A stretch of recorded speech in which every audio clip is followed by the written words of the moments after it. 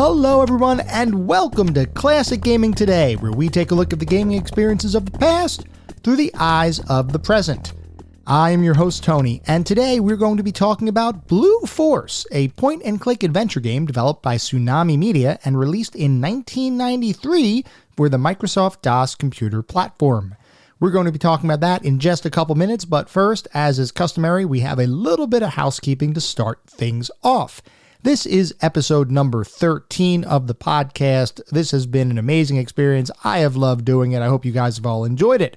If you would like to reach out to me, I do want to build a community. So if you have any feedback, advice, guidance, suggestions, just want to talk about classic games, I would love to hear from you. And there are a couple ways you can reach out to me. I have an email address with the email classicgamingtoday@gmail.com. I also have a Twitter account with the handle @ClassicGamingT. So if you have any ideas or would like to reach out, feel free to do so. I can't wait to hear from you. For anyone who may be new, welcome. I just want to go really quickly over the anatomy of an episode because, for the most part, every single episode follows the same kind of structure. We will start by talking about the history of the game in question. What is its historical context within the overall computer and video game industry? And once we talk about the history and how the game was made, we'll then dive into a pseudo-review kind of section. And I say pseudo-review because it's not like we assign a numeric ranking or rating to the games, but we do talk about each of the games in terms of a few different perspectives, such as graphics. How does the game look? Do the graphics hold up today? Sound and music. How does the game sound? Does it sound awesome or does it make your eardrums want to bleed? The narrative or story of the experience, if the game has one, the overall playability and controls, and then the overall feel. How does the game feel to play today in 2020, whatever, versus when it was made 30 or 25 or however many years ago? We do all that to reach a verdict as far as does this game hold up today, and to do that we assign each game to one of several categories. At the very top of our list is the pantheon of classic gaming. If a game reaches the pantheon, it is just that darn good. You should still play it today. I highly recommend it. It's basically just an instant classic, and it plays just as well today as it did back when it was released. It is as fun to play as when it was released. You should just play the game. Just below the pantheon are our golden oldies. These are games that are still really good games. They may have aged a little bit, but I still highly recommend you play them, especially if you have nostalgia for the game itself or you enjoy the genre. You should play the game. It is still a pretty darn good experience. Moving on from the golden oldies, we get to the mediocre mentions. These start to be the games that I cannot recommend in good conscience. You still might have a good time, but generally speaking, these games have aged not all that well.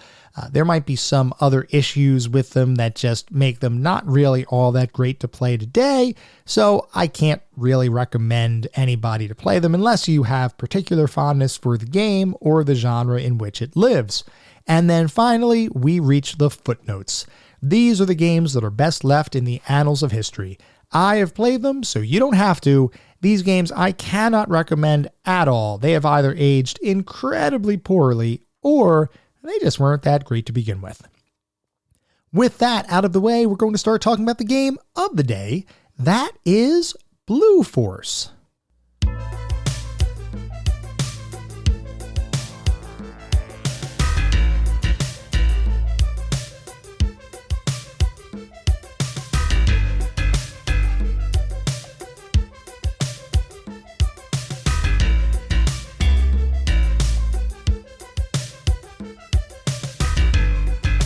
Blue Force is a point-and-click adventure game developed by Tsunami Media and released in 1993 for the Microsoft DOS computer platform.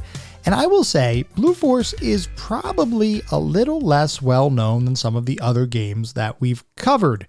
And we will talk about why that is and kind of where it sits in the historical context. But before we can talk about Blue Force itself, we have to recognize that Blue Force and Tsunami Media itself probably wouldn't exist if not for Sierra Online. So let's talk about Sierra Online. I love talking about Sierra, by the way. Sierra is one of the big two adventure game developers from the 80s into the 90s, and I have a great amount of fondness for Sierra. So let's talk about that a little bit and see where it sits in relation to what would eventually become Blue Force. Sierra was founded by Ken and Roberta Williams, and their focus was on adventure titles. So these are games and they evolved over time. The original Sierra games actually developed under a company called Online Systems, which was the predecessor to Sierra. The very first adventure game they created was a game called Mystery House, and that was actually something that Roberta Williams had developed. It was a very primitive kind of game. It didn't have any point-and-click kind of elements because I don't even know that a mouse exists. I don't even know mice existed back then. So it was really more of a text parser kind of interface. They did have some rudimentary graphics on the screen, but that basically started the whole company down the path of adventure games and creating adventure games. Started with text parser kinds of games, meaning you would actually sit down and type in the actions that you wanted to do. It wasn't like you would pick from a verb list or use a mouse to click around the screen. If you were in the middle of a room, you would literally have to type, talk to whoever, and then your character would talk, or walk to the door and your character would walk to the door. So it was a little bit more of a direct interaction kind of thing with the keyboard and actually typing in those actions. That would eventually evolve into point and click adventure games, which certainly use the mouse and you can move around and click on the screen itself. And some games had verb lists on the screen. Others used different icons or ways of representing those actions. But Sierra was at the forefront of all of that. The other big adventure game company at the time was Lucasfilm, or LucasArts, as it would eventually be known. Those were really the two heavy hitters in the adventure game genre. So that's just a little bit of the adventure game kind of aspect of Sierra. Sierra was a big adventure game company. Now, it would change the face of gaming, and this goes beyond adventure games. And the real focus of Sierra was they wanted to become one of the biggest distributors of software for computers that would ever live. I mean, they wanted to really change the world. And in order to do that, they focused on hiring high quality developers and designers. And the reason for that was they figured if they had the right talent in-house, they would be able to create pretty much anything that they wanted to do. This was very significant, not just from a creative standpoint, but also from a business perspective, because the more talent that they had under their roof, the better they would be able to publish those titles, the better they would have a bigger, stronger, or larger foothold, I should say, in the industry. And then that would enable them to then also develop additional publishing deals with other companies and just continue to grow and grow and grow. So adventure games in the 80s and 90s in particular were a pretty big deal, and they were definitely a big deal for Sierra. Most of Sierra's earlier titles, and we're talking early 80s, mid 80s-ish kind of titles, were really focused on fantasy kind of things. And that doesn't necessarily mean medieval kind of fantasy, but there wasn't much realism depicted in Sierra's earlier titles. Ken Williams had a desire to expand their offerings and create a more realistic game, and he wanted to create something focused on the gritty world that many police officers needed to operate in. Navigating seedy dealings, being in the line of fire, bringing criminals to justice, and following actual police procedure. This was a dream that Ken Williams had. He wanted to make sure that that company, that Sierra, could make that game. But he was also a big believer in allowing Sierra's designers to do what they do best. Roberta Williams, as an example, she enjoyed fantasy. The whole reason that she started making computer games in the first place was because she played Colossal Cave Adventure back in the late 70s and thought, wow, this is amazing. I want to create a fantasy kind of world, fantasy experience. Therefore, she created King's Quest. So she was a natural fit there. She loved fantasy, so obviously she's going to make something that is in the kind of genre that she enjoys. Al Lowe, another example. He was an aspiring comedian, so all of the zany antics that you would see in Leisure Suit Larry, that made perfect sense for him to helm. Unfortunately, Ken Williams didn't have somebody on staff that he thought could create a realistic police adventure. He wanted a real cop, but he didn't have any real cops available to him. So the whole idea around creating a gritty police adventure kind of game kind of went on the back burner. He just didn't have the right person on staff to be able to do that. So around the time that Sierra was beginning to grow as a prominent game developer, a highway patrolman named Jim Walls was involved in an incident that would change his life forever. So let's talk a little bit about Jim Walls. He had been a member of the California Highway Patrol since his graduation from the police academy back in 1971. And over the course of his career, he'd take on various assignments and seemingly was pretty content with what he was doing and his overall job. He was pretty much satisfied from what I could tell. Unfortunately, one day in January of 1984, he pulled over an individual for what he believed would be a routine traffic stop, but that would quickly escalate into a shootout with a recent parolee. That individual would eventually be apprehended and sentenced to a 23-year prison sentence. But upon entering prison, the individual told another inmate that he was going to escape and hunt down the officer who pulled him over. That, of course, was Jim Walls. It turns out that the individual Walls pulled over did in fact escape from prison after he made that claim, and he remained at large for 2 years before being caught again. So that event, this person that Jim Walls had pulled over that turned into a shootout, was arrested eventually, but then escaped from prison. That event would change Walls' life forever.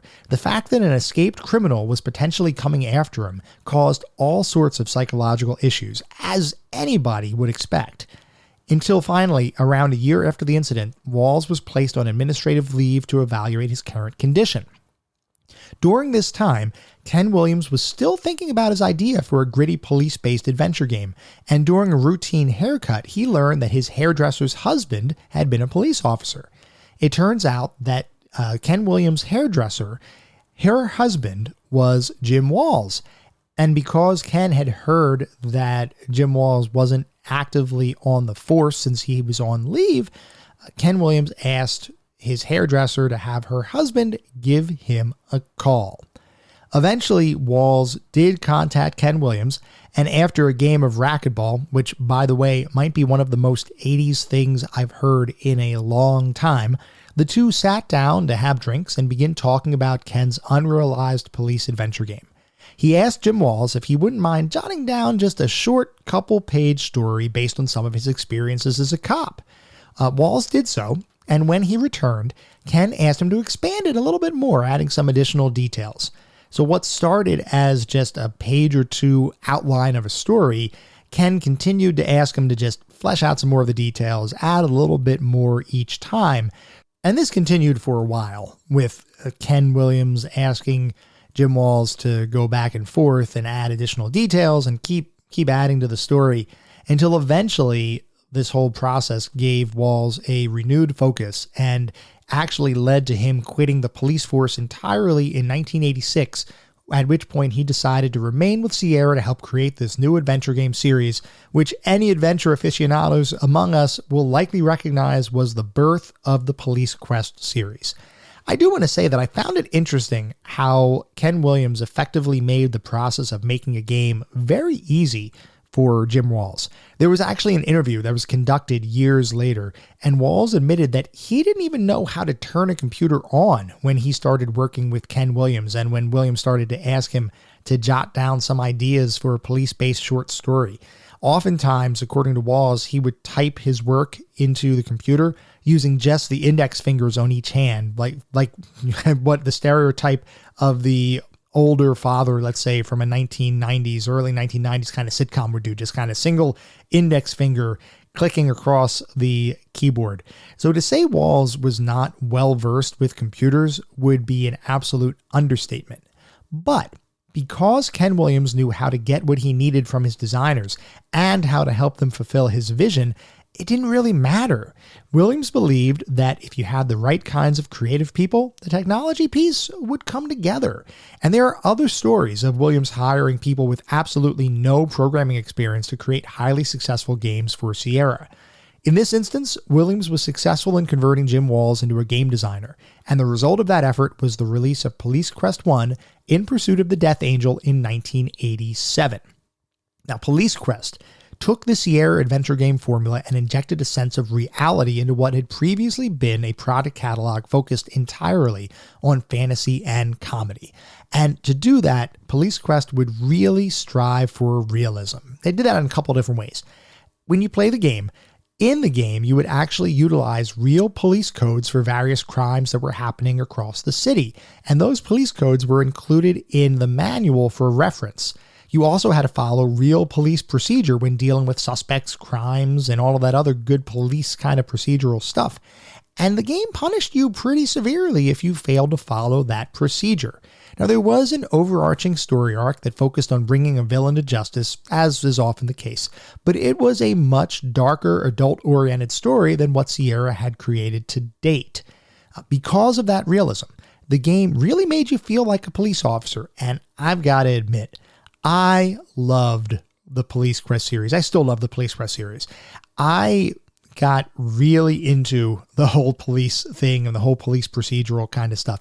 I ended up looking up the codes in the manual for different crimes. I almost memorized, or I did memorize the codes that were in the manual for the various police crimes and the different codes that would be associated with it, because I just became immersed and enamored with the whole thing. You also had to navigate the map in the game to find where those crimes were taking place. You had a pseudo driving interface that you were able to use to navigate the city, and it really made you feel like you were a cop, or at a minimum, it made you feel like you were playing a cop on a police procedural television show, like an NYPD Blue kind of thing. Which, by the way, after I played Police Quest, I started watching NYPD Blue because I guess I'm just a nerd. But independent of that, it really recreated or created that sense that you were part of something. You were taking on this realistic sense of duty, and you were acting as a cop and trying to prevent crime and to solve crimes in this fictional city. Like I said, when you failed or when you didn't follow police procedure, there could be some pretty significant ramifications to that failure. Some of them might not be too deadly, I'll say. Like if you fail to inspect your car before you actually take a ride in it, your car might break down, and that's an inconvenience, but certainly something that was considered a failure in terms of the game. There were some more severe ramifications. So as an example, if you didn't frisk a subject before you arrested him, you could almost be guaranteed that he or she would shoot you, you would die, and you would have to restart the game. And there were any number of these things built into the game. And I get it. What they were trying to do was create a true, realistic police procedural. And Jim Walls, having been on the force, had a lot of understanding around what needed to be done in order to do real police work. They built that, or at least most of that, into the game. And some of the ramifications for some of the police procedural failures, not necessarily unrealistic, but within the confines of the game and how they kind of bundled it together, kind of felt a little excessive at times. It steered away from the game aspect of things and kind of went a little bit more into that. They really pushed on the realism aspect, which once again, I loved. I know that Police Quest is not universally loved, because some people didn't like some of those aspects of the game. I personally did enjoy it. And actually, it was funny because the realism that was built into the game was so realistic that, and this might be an urban myth, I don't know. I don't know this for an absolute fact, but I have read that Police Quest was supposedly used as a training tool for police officers. Once again, take that with a grain of salt. It sounds almost too urban legendy to be true, but it seems like that was something that was possible, considering that there was a lot of realism baked into the game, specifically as it related to true police procedure. So, with Walls now a staff member of the Sierra team, work proceeded on additional Police Quest adventures, as well as an offshoot project called Codename Iceman, which incidentally was also a game with a strict focus on following proper procedures. You kind of get the sense that Jim Walls was big on the procedure thing, which is totally fine. Like I said, I enjoyed it in Police Quest, but kind of funny that every game he touched, he tried to build in some sort of procedure into the overall game framework. Unfortunately, as time moved on, Jim Walls would become less enthused about continuing to create games in the Police Quest series, and he would even become less involved in the third iteration of the game. He kind of really stepped back from the overall development, and it required other game designers to jump in and finish the game, with probably the most prominent or well-known designer who worked on Police Quest 3 to help finish it being Jane Jensen, who many might remember or recognize was the creative force behind the Gabriel Knight series of games. So as Jim Wall's dedication to Sierra faltered a bit, Sierra Chief Financial Officer, or at least the Sierra Chief Financial Officer at the time, Edmund Heinbockel, decided to leave Sierra to start his own game development company. And because he had access to one of the more talented rosters of developers and designers in the industry, he was able to persuade a number of those individuals from Sierra to join him in his new venture. That all led to, in 1991, the formation of a new company called Tsunami Media, and with it, several longtime employees, including Jim Walls, left to join the new company's startup. At its inception, Tsunami Media was determined to take what they had learned working in Sierra and do it better. So as a result, they decided that they would begin their new company by focusing on the kinds of titles that Sierra was known for at the time, which, like we talked about, was primarily the point-and-click adventure game genre. Tsunami developed its own game engine similar to the venerable Sierra SCI, or Sierra Creative Interpreter engine, that powered most of Sierra's adventures from the late 80s on. So Sierra did have, just for everybody's awareness, a couple of different engines that they utilized over the course of their history. The first, I believe, was called AGI, which was Adventure Game Interpreter. This was what was used for a number of their earlier adventure game titles, and then that eventually evolved into the SCI, or Sierra Creative Interpreter, which was used for most of their later adventure games starting from around the late 80s into the 90s. Tsunami couldn't reuse one of those engines because they weren't Sierra, so they had to create a new engine, and they named its engine TS Age, which I'm assuming stood for Tsunami Age. AGE, I'm assuming, stood for Adventure Game Engine. These are a lot of assumptions. I have no idea if that's the case, but the way it was written kind of suggests to me that the TSAGE was the Tsunami Adventure Game Engine. But once again, I have no proof for that. I just like sometimes trying to figure out what different acronyms mean. But that engine, regardless of what it actually meant, would end up being used in almost all of Tsunami's games over the course of its lifetime. And one of the first titles that they released using this new engine was based on the Ringworld series of novels by Larry Niven. Entitled Ringworld: Revenge of the Patriarch, the game was released in 1993 to pretty much unfavorable critical response, and actually later in 1996, it would be voted as the 14th worst computer game of all time by Computer Gaming World magazine. Many companies would kind of be affected by a response like that and not really getting all that great feedback, but not Tsunami Media. They turned to Jim Walls, and what they asked him to do was to recapture the old Police Quest magic and create a brand new police procedural adventure game. That game is what would eventually become Blue Force.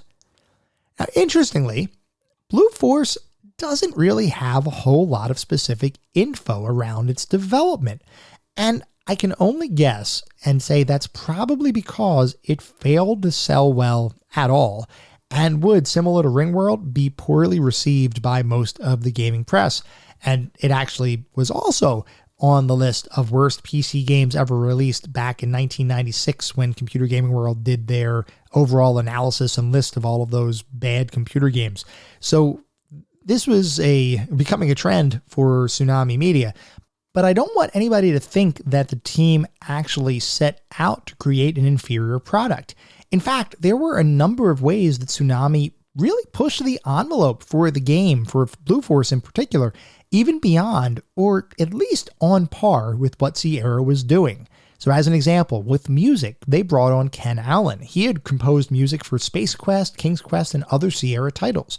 So he was brought on to create the music for Blue Force. They also decided to use digitized actors on top of backgrounds, which was very similar in style to what Police Quest 3 and other adventure games of the time were utilizing. So this wasn't quite full motion video per se, but they did take digitized video of actors, or they took video of actors and then they digitized it and put kind of talking heads into the title superimposed on top of traditional point and click adventure game backgrounds. So in this way, at least they were kind of on par with what Sierra was doing. They also streamlined the interface for character conversations and inventory management. Now we'll talk about that a little bit when we get into our pseudo review, just exactly how the conversation system or the dialogue system works in this game. I personally think they simplified it too much, but they did streamline it beyond what Sierra had. As far as inventory management, they did have a very simple inventory system, which worked within the confines of the game. So once again, trying to do things on par, if not better than Sierra. Whether they succeeded or not, we'll get to that in a few minutes when we start talking about the review.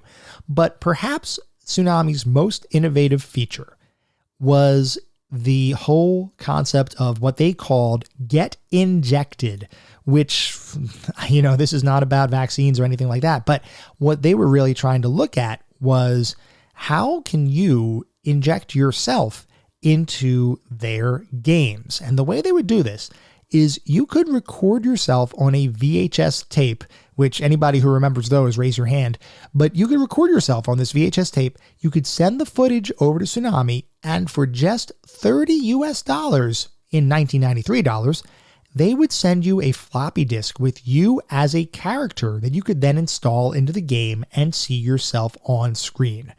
Honestly, that's kind of awesome. And if I had known about this at the time, this is something I would have loved to have done. I would have loved to have actually seen myself on the screen of a computer game. Now, I know that that would only be for me. It's not like this was a broadly connected kind of networked experience where everybody would be able to see your avatar or see your character on the screen. It would just be for you, the player who paid the money and could actually install it locally and see yourself on the screen. Regardless, I still think it's kind of awesome. I would have loved to do it. It is absolutely unnecessary. This is not something that anybody would need, but it was awesome nonetheless. I don't know. I couldn't find any information as far as how many times people actually did that or actually took advantage of that feature. I know I would have, because once again, I am a nerd and I would have loved to have seen myself in a computer game, even if it was just a special kind of thing built in for the game itself. Anyway, I will provide my own personal critique around all of this stuff once we get to the review section, so just stay tuned for another few minutes for that. As far as legacy for Blue Force, there really isn't any. More specifically, Blue Force as a game has next to no legacy. I would wager a bet that many people may even be unaware that it exists. It never reached the heights of the Police Quest series in terms of overall recognition, sales, or critical response. Tsunami Media as a company, they would still go on to release several full-motion video titles, with Man Enough being my favorite for being, just awful, but in a fun way. And that was basically an early dating simulator full-motion video game kind of thing.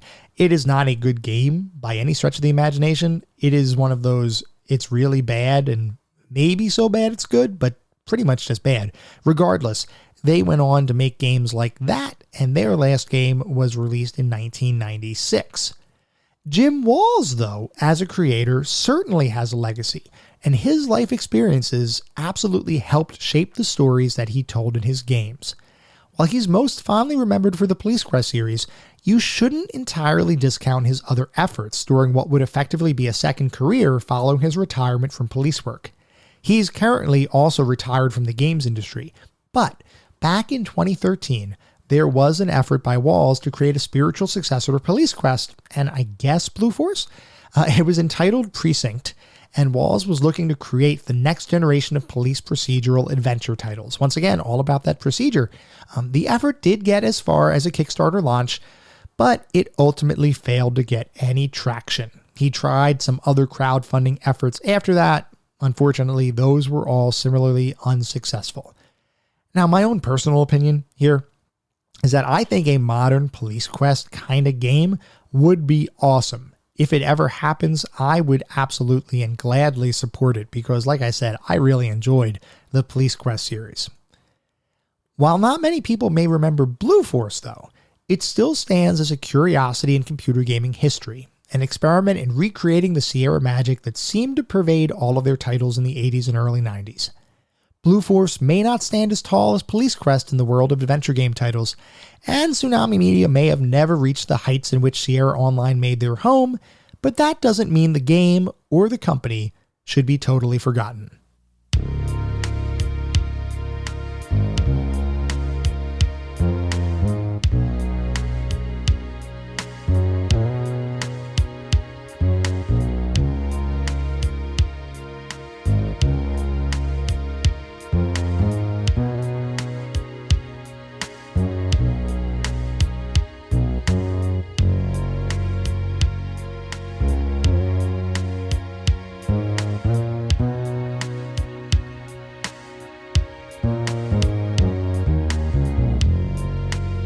We are now going to transition into the review portion of the discussion. We're going to be talking about Blue Force, which, like we said, is a point-and-click adventure game released back in 1993.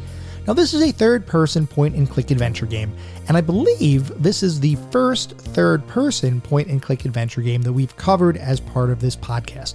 So I do want to talk just very briefly, just in case there's anybody out there who may not recognize what a third-person point-and-click adventure game is. I just want to give a brief definition so that we're all starting from the same perspective. So the first adventure game we talked about as part of this podcast was the game Ripper, and that was way back in episode 2, I think. And that was a first-person adventure game where basically you navigated environments, you clicked around the screen, it would move you to different locations. The third-person point-and-click adventure game is similar to that, except you can actually see your character. So in a third-person adventure game, you click around the screen. You usually have various actions that you can perform on objects in the screen or on characters on the screen. Basically, anything that is visible, you can either navigate to or interact with in some capacity. You would always see your character on the screen, and you would move your character, at least in modern adventure titles, or I'll say modern as it relates to the early 90s, with a mouse interface. Earlier adventure titles would use a keyboard interface like we were talking about a little bit ago with some of Sierra's early titles. So oftentimes third-person adventure games would have a number of different icons or actions that you can use on various characters and or objects in the game world. Things like talk, open, push, use, those kind of things were all built in, and each adventure game kind of had their own style of what actions would be available. And in Sierra games, most of the time there were icons that represented those actions. In LucasArts games, they started with some actual verb lists that were on the screen and then eventually evolved into more graphical iconography kind of elements. So that's pretty much the way third-person adventure games worked. A lot of them had some sort of narrative structure that would split the game across multiple days or chapters or something like that. Most of them had an overarching storyline, and a lot of times when you would have dialogue with characters, you would oftentimes have to ask questions about any number of potential topics. And a lot of adventure games had a pretty free form kind of dialogue option. And I say free form, not that you would be able to type things in, but you would basically, as you would go through the game, a lot of times your character would hear different things or find out different pieces of information, and that would start building a list of potential questions that you can ask pretty much any character about from a dialogue perspective.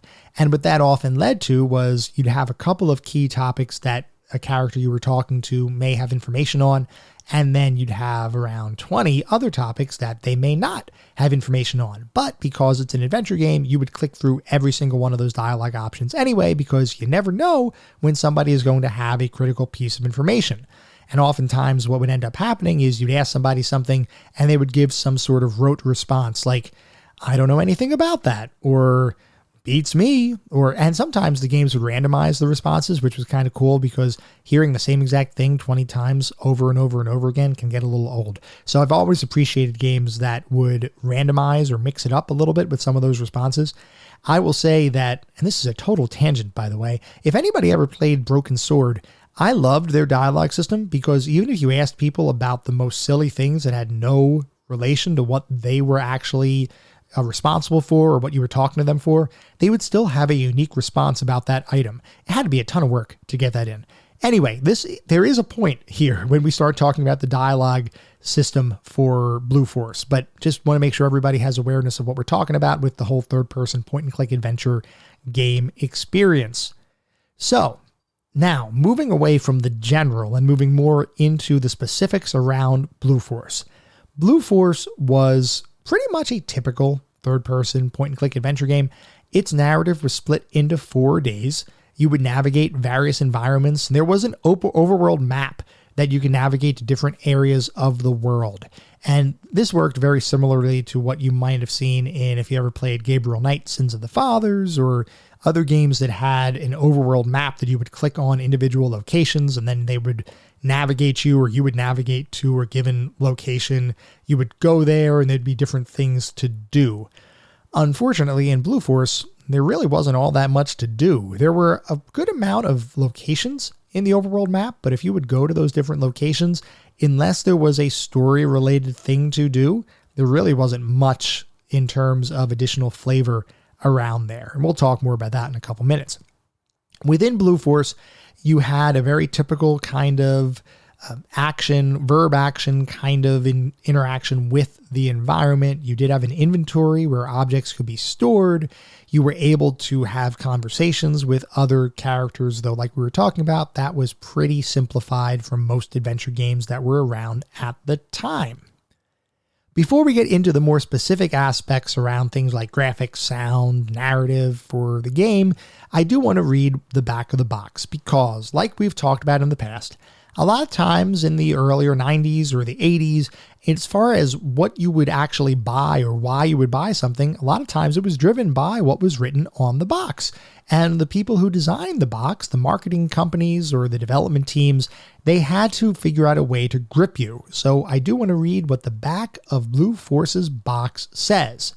So, Blue Force, back of the box, says, Police File, Ryan Double Homicide, June 14th, 1983. Case status, unsolved. Recommended source, Lyle Jameson. Attending officer's comments, Tuesday, June 14th, 1983, at approximately 10 p.m., Lieutenant John Ryan and his wife were brutally murdered in their home. Both victims were pronounced dead at the scene, having suffered multiple gunshot wounds. There are no suspects at this time. The Ryans are survived by an only son, Jake, which, by the way, is kind of the backstory for the overall narrative. Then it says, now it's your turn. You are Jake Ryan, rookie motorcycle cop. 10 years have passed since the unsolved murder of your parents, but threads of evidence still exist. Teamed with your father's partner, you begin to weave the all but forgotten strands together. As your past comes into focus, the line between justice and vengeance begins to blur. Will the truth force you over the line? Blue Force, the only way you'll know. Game features include smooth animation through the use of fully digitized actors. Quick reaction interface gives you the speed you'll need to survive high-pressure situations. Authentic police procedures help guide your investigation. Digitized sound effects and dynamic original music provide pulse-pounding excitement. True-to-life action, intrigue, suspect arrests, and gunfights, and challenging multi-layered gameplay. And then there is actually a little biography, a short biography of Jim Walls on the back of the box as well. So, looking at that, if I were me, looking at that back in 1990-something, 1993, I would say, hey, that sounds like it might be just like Police Quest. I will probably pick it up. So, with that, let's look at the individual elements of the game and see if it does, in fact, hold up. And we'll start by talking about the graphics. The style was very reminiscent of Sierra Adventure titles of the time. All of the backgrounds for the game were fairly detailed. The characters were digitized actors, which were superimposed on that background, and the digitized actors looked good. Overall, it was pretty competent. I mean, there was a fairly competent job from a graphical perspective. The character artwork was pretty good, though I will say the animated lip syncing, and I use that term very loosely. Lip syncing is when you kind of like match the lips moving on an animated character with the actual words that are being said. There was no real lip syncing here. It kind of felt like watching a talking head with the chin just moving up and down, almost like a Monty Python sketch a little bit. So, not really great on the lip syncing front. Plus, there was no actual voice acted dialogue. So all of the lip syncing was just around the words that were being displayed in text on the screen. So it's kind of dependent on your reading speed anyway. It's okay, I guess. I felt like they could have done a little bit better there. It wasn't quite as extreme as like the Monty Python sketch like I was referencing, but it's pretty clear that there was no attempt at the characters actually looking like they were saying the text that was on the screen. It felt like any other adventure title, really, in 1993, for the most part, from a graphics perspective. Nothing really to write home about here. There was nothing special about it. If I look at it from today's perspective, honestly, the graphics still kind of hold up. I could definitely see a modern-day adventure game studio kind of release that tries to mimic Blue Force's style. There really weren't any complaints from a graphics standpoint. All of the usable objects were easy to see on the screen, but except for one, I will say there was a long hook pole that was needed late in the game, which was not easy to see from my perspective. But hey, maybe I just missed it multiple times. Anyway, the environments were defined well enough. Everything with the graphics was okay. It wasn't stellar, but not bad at all. So moving on to the sound and music. The music in the game, if you take them as individual tracks, music was all fine, and they were pretty similar to other adventure titles of the time. But I do have a complaint here, and my main complaint isn't really related to the music itself, but more the music chosen for each scene in the game. In some cases, the music felt like it fit with the current situation, which is great. That's exactly what you want. In other cases, the music felt really out of place. And I recall one sequence in the game that was supposed to be a really tense standoff kind of situation, but the music almost sounded like a circus soundtrack. I will say that that was probably the most egregious example of the music not fitting in with the game, but there were others peppered throughout the overall experience. So the music, if I think about it just from a musicality perspective, none of the tracks were bad. It was just the tracks as lined up or as aligned with the game experience itself left a little bit to be desired. Now, interestingly, there was both a 3.5-inch floppy disk version of the game as well as a CD-ROM version.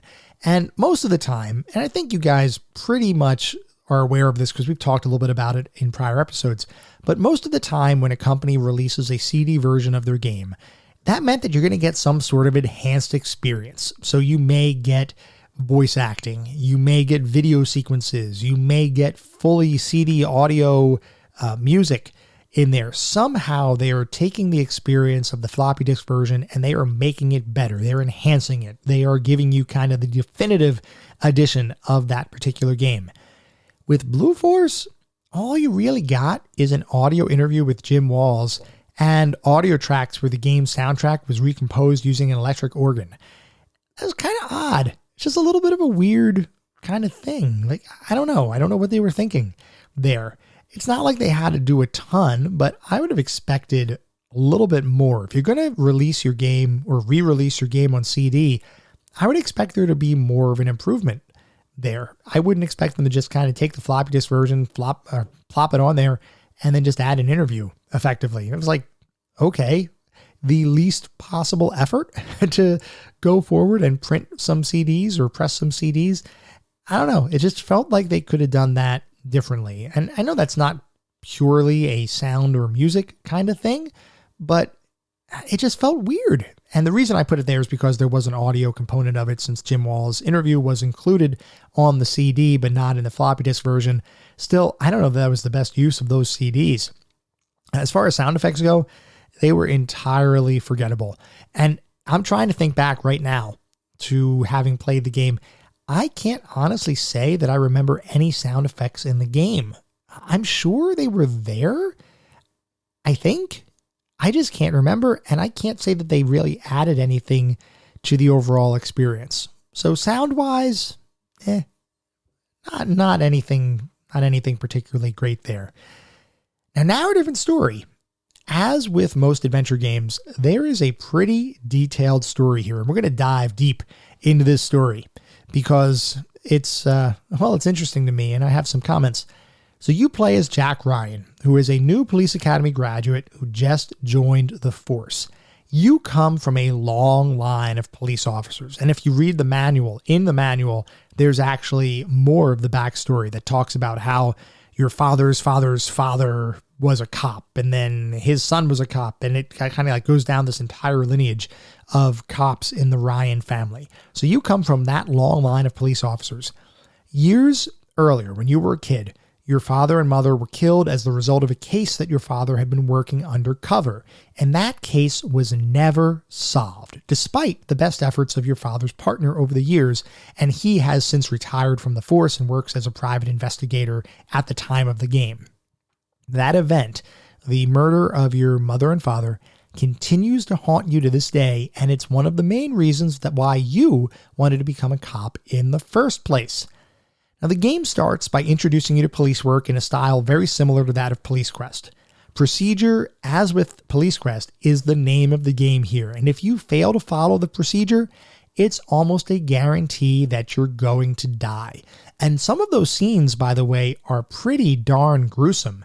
I remember one where I think you had to clean your gun. Yeah, I believe this is what it was. You had to clean your gun, and if you failed to unload your gun when you went to clean it, they literally had like a digitized mini video of you getting shot in the head because you forgot to take the bullets out of your gun before you cleaned it. Now, I will say that actually, from a realism perspective, that probably makes sense. You wouldn't want to clean a loaded gun. That would probably be pretty darn dangerous. But they really added some gore in there. It was much more than what I would have expected. And same kind of thing as with Police Quest. If you don't frisk your suspect, you're going to die some way.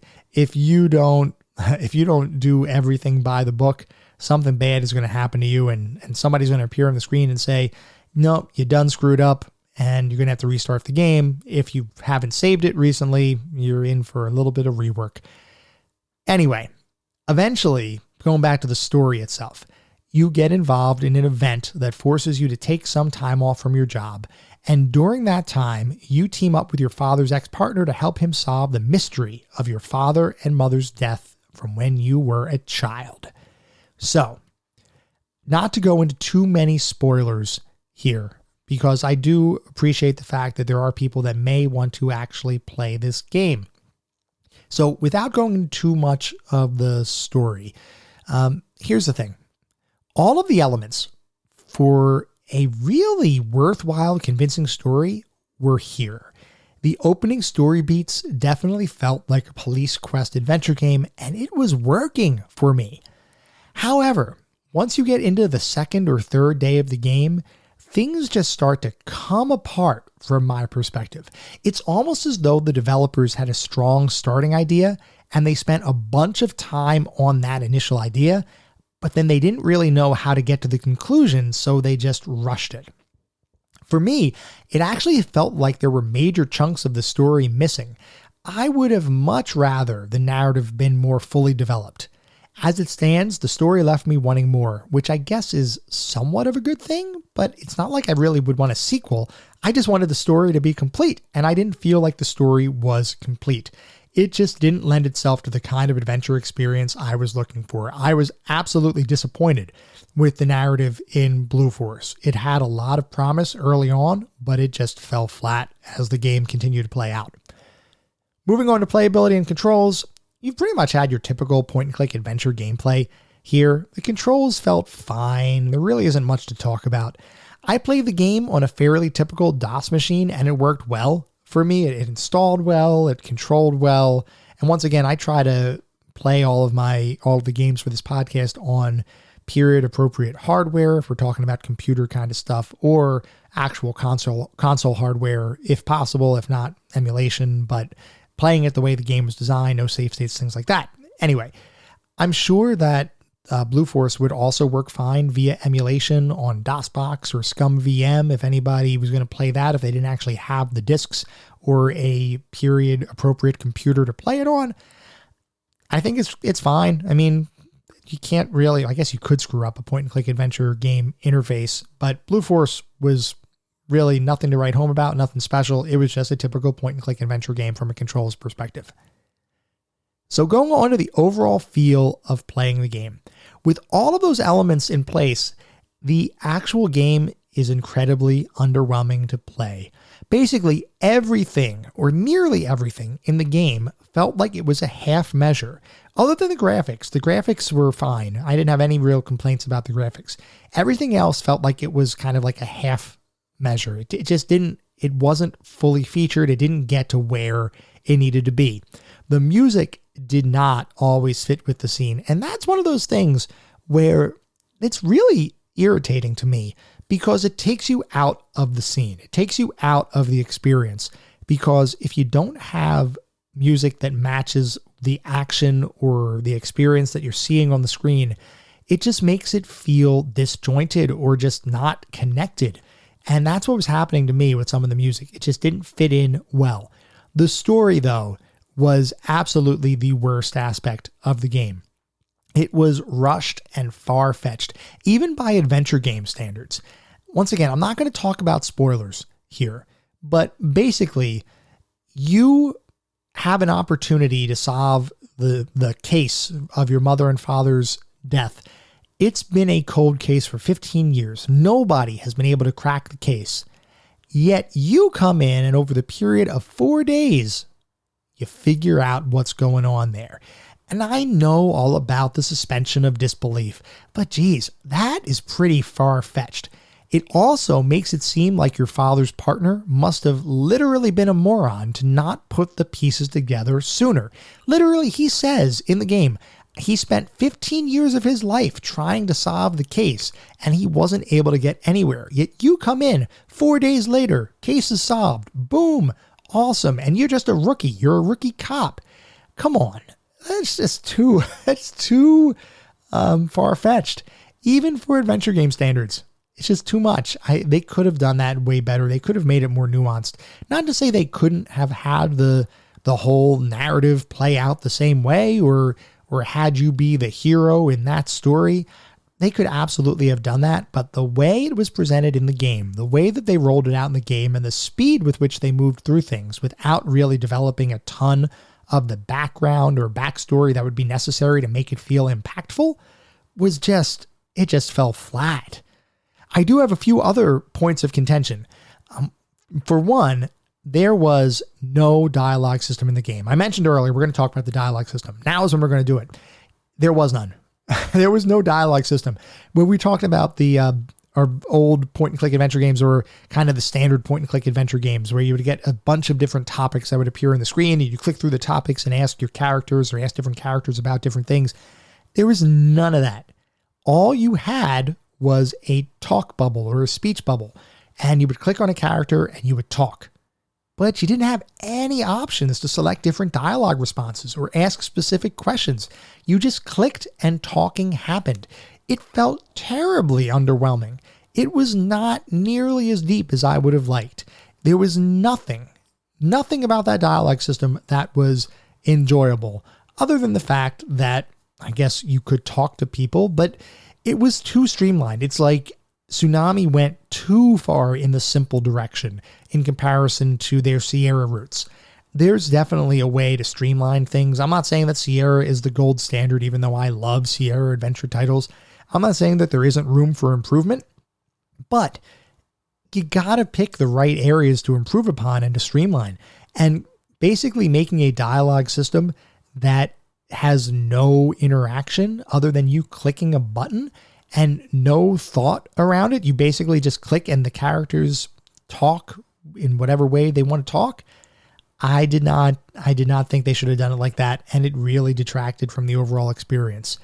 Considering the general lack of difficulty in the game's puzzles, and I put that word puzzles in quotes here because, and we'll talk about that in a second, but adding extra elements that were too simple, like the non-existent dialogue system, really took away from the overall feel of the game.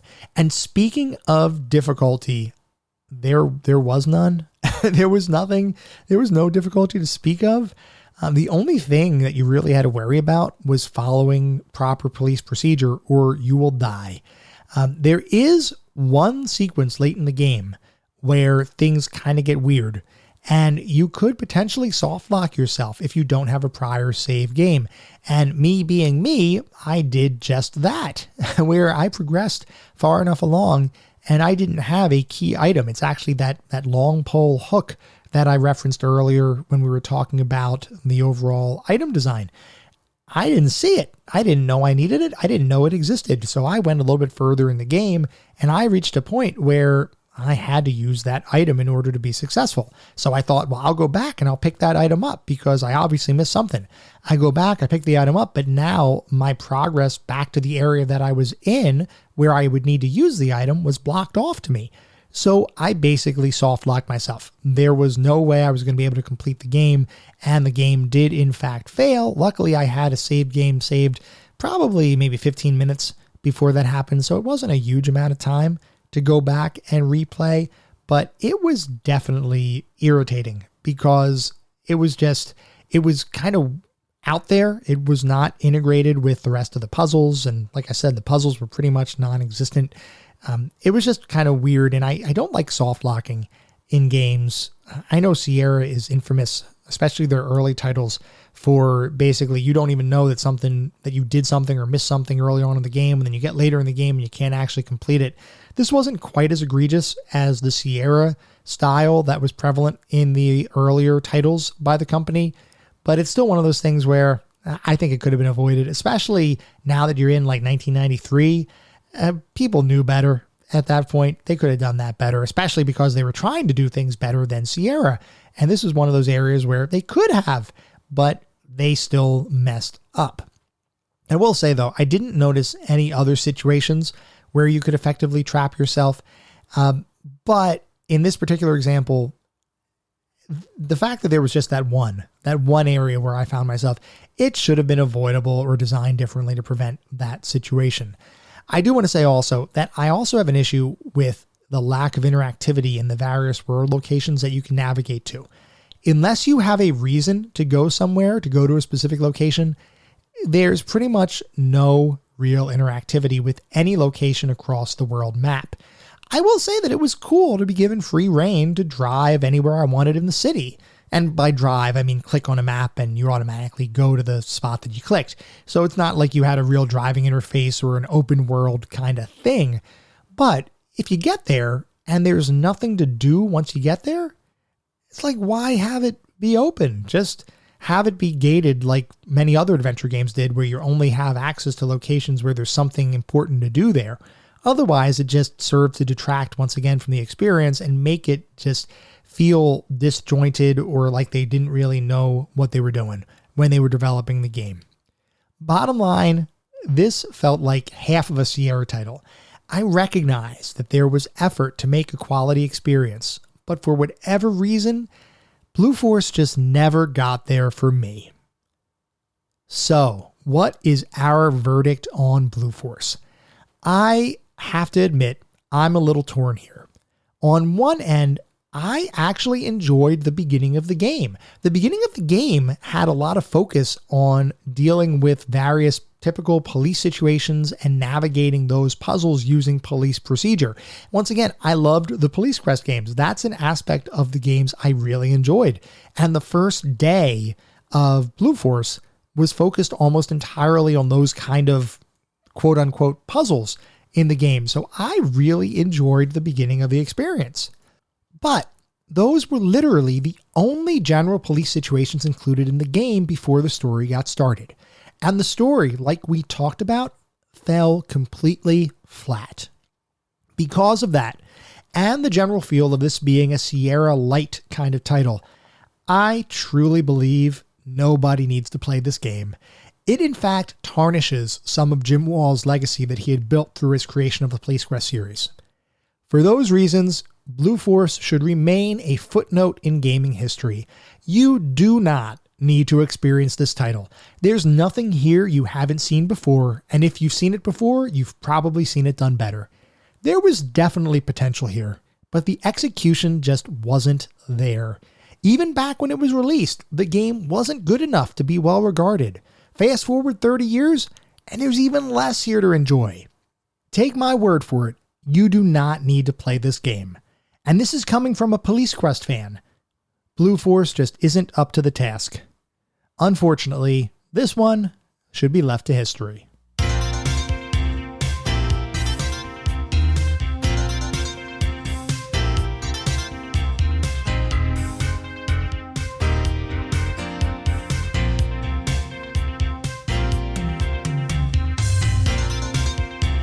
That was our episode on Blue Force. I hope you enjoyed listening to it as much as I enjoyed creating it. If you'd like to reach out, let me know how I'm doing, or have suggestions for future games, I would love to hear from you. I do have a Twitter handle. It is @ClassicGamingT. I also have an email address, classicgamingtoday@gmail.com. So feel free to reach out, drop me a line, let me know how I'm doing, or let me know what you're thinking. I am looking forward to hearing from all of you. Before we sign off for the week, I want to mention that our next episode is a big one. It is focused on Chrono Trigger, the Super Nintendo JRPG classic. So if anybody has any fond remembrances of that game or non-fond memories, feel free to write in. Let me know. If you want to have your comments right on the show, shoot me a note. I am definitely interested in hearing what you all think. At the same time, I recognize that this podcast lives pretty much wherever all podcasts live, and you can probably leave a review wherever you're listening to it. And if you feel so inclined, I would love if you did so. It's not about bolstering star counts. I legitimately want to know what everybody's thinking. I want to make sure we're creating the best possible podcast for all of us. And in order to do that, I need to get the feedback from the community to make sure that we're doing the right thing and we are making the best podcast possible. So if you feel inclined, please feel free to leave me a review. If you don't want to leave a review, just let me know how I'm doing. Send me some feedback. I am legitimately interested in hearing what you all think. We are still growing, trying to develop the community. I've had a great time so far. I hope you all have as well. We'll be back in around a week to talk about Chrono Trigger. Until then, remember, sometimes the games of the past are just as good, if not better, than the games of today. Goodbye, everyone.